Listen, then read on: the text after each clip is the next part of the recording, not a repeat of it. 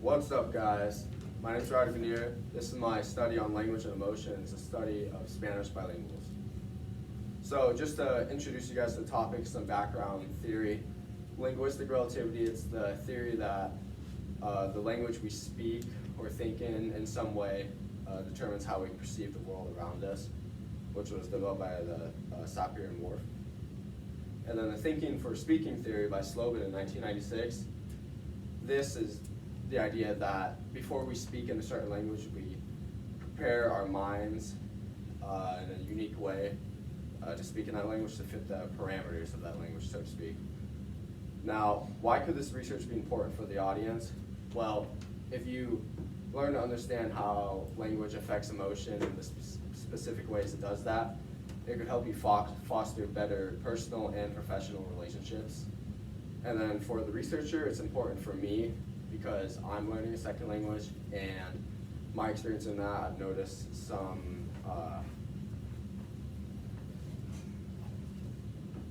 I've noticed that I experience emotions differently in that language, and I wanted to dive into that deeper. So the gap that I'll be addressing is noticed by Lindquist, and it's that emotional experiences in the realm of linguistic relativity and all that haven't been explored all too well.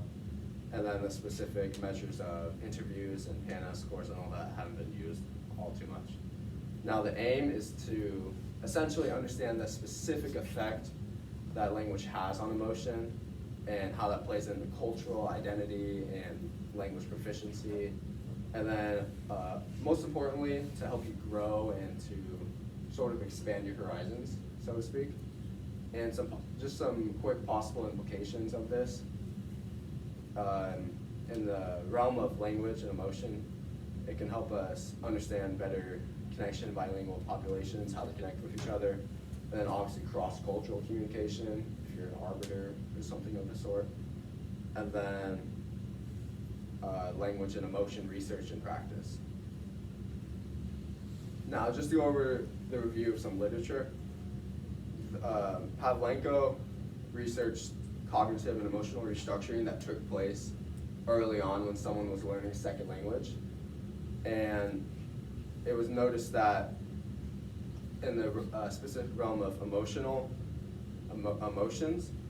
that early language 2 stages, there happened to be long-term effects that were not temporary, and the emotions were actually dampened when the person was speaking in the second language. And then the CAT theory, the conceptual act theory, means that language shapes the way emotions are experienced.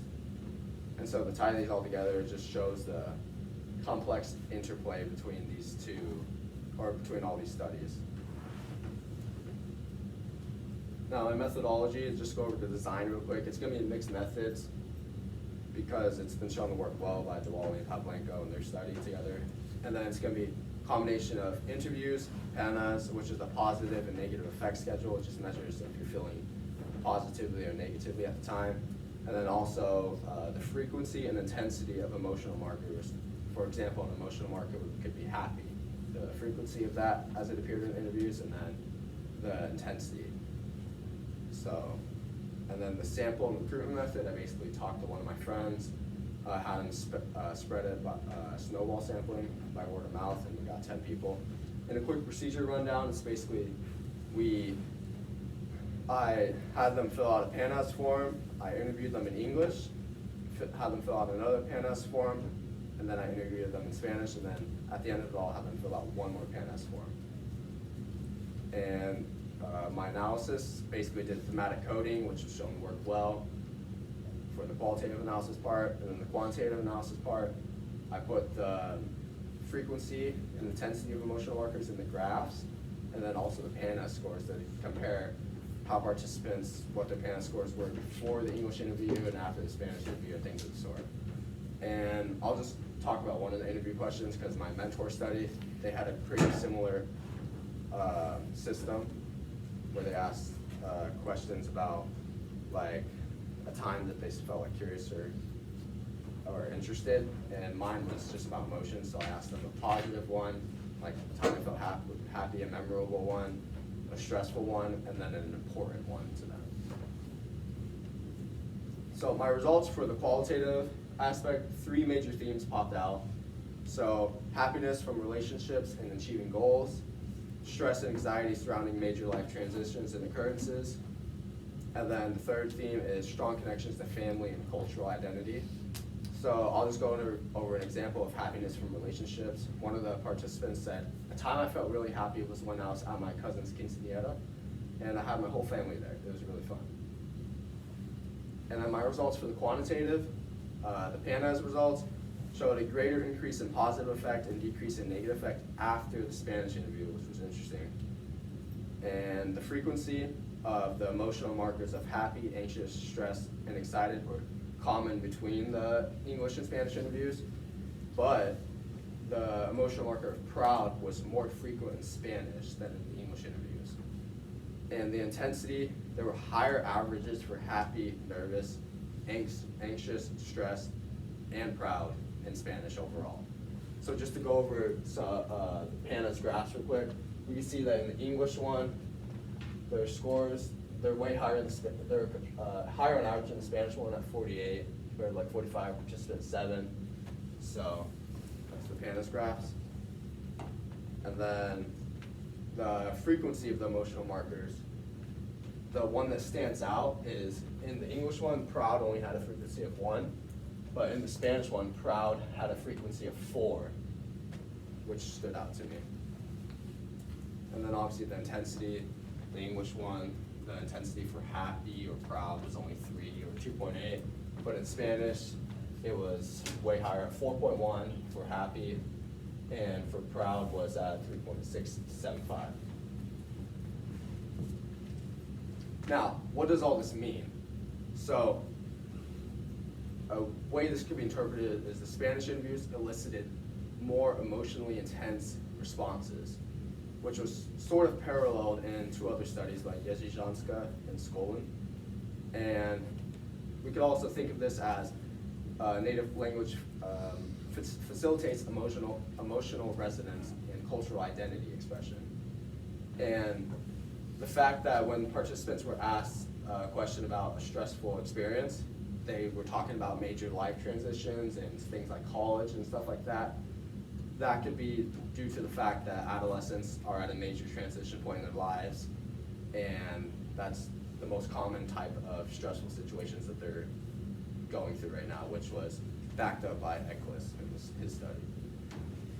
And you could also interpret this as the English expressions in interview transcripts were more emotionally muted, which could be due to the fact that participants were more proficient or had dominance in their Spanish language than their English language on average. So, and then there's a the uniqueness of the emotional marker proud, it being more apparent in Spanish. This could possibly be because maybe since it's their native language, they have more pride and they feel more proud to talk in that language. So that's why they talk more about proud things in that language, which is an interesting result. And then some future possible implications is using native languages in counseling to get a better understanding of the participant's emotional state, supporting the cultural identity, and making people feel more at home and more connected with those around them. Then also in the education and workplace, fostering better professional and personal relationships with people around you. And then some limitations. Obviously, a sample size of 10 participants, it's not anywhere near enough to generalize it to a larger population. So obviously we need a lot more, future research needs a lot more people. The participants themselves, they were all of Latino descent in the city of Phoenix. And then the self-report and retrospective recall, it's not too reliable because it's relying on participants to report truthfully, and maybe they want to get in a hurry, they're in a hurry to get out of the interview, or maybe they're not revealing the most truthful answers. And then obviously some participants were more fluent in English than Spanish and vice versa, but on average, they were more fluent in Spanish. And then the qualitative coding subjectivity, obviously if another researcher did this, they might have different codes that stand out to them than me. So that's really subjective. So future research should aim for a larger diverse sample of age, gender as well, like females in the study, ethnicity, education backgrounds, not just high school students, objective emotion measures like an EEG machine, like pulse sensors and stuff to measure how your skin conductance is reacting, and then longitudinal design to get a sense of how these variables affect you over time. And then inclusion of other populations, not just Latinos from the Phoenix area. So the conclusion, the main takeaways, is that the results indicate that language does seem to have some sort of effect on emotion, and the mixed methods approach seems to work really well, given the fact that once you have some themes that pop out to you, it's important to back it up with quantitative data, because when you combine these together, they seem to work really well. And then cross-cultural emotion research, it helps us to better understand how different cultures play with each other, and how emotion and language have an impact on that. So future direction, education and workplace communication. This can help you enhance cooperation and effectiveness in the workplace, or even in the education field. And then there should be larger, more diverse samples and multiple methods, as I mentioned earlier, longitudinal and cross-linguistic studies. So, bibliography. Thank you.